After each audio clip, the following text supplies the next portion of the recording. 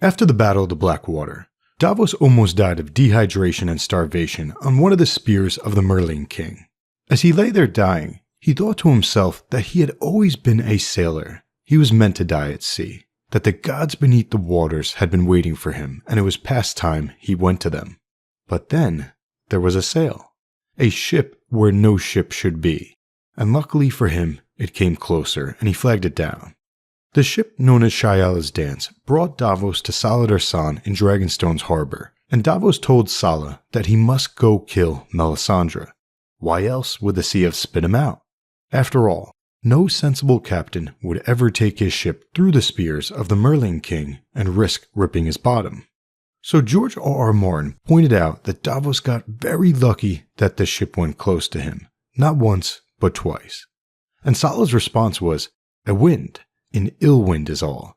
A wind drove her too far to the south." Euron Greyjoy, Victorian Greyjoy, Makoro, and Melisandre.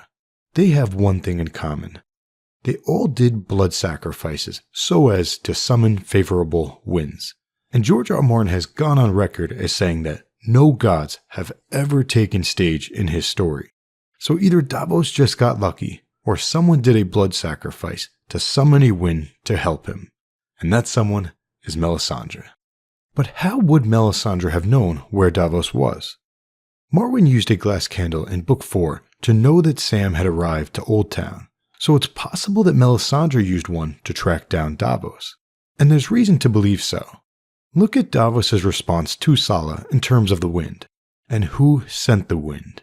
Sala, the mother spoke to me.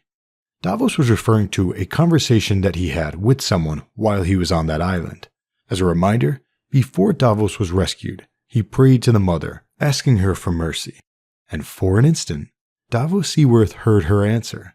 A voice said, "You called the fire, and you burned us."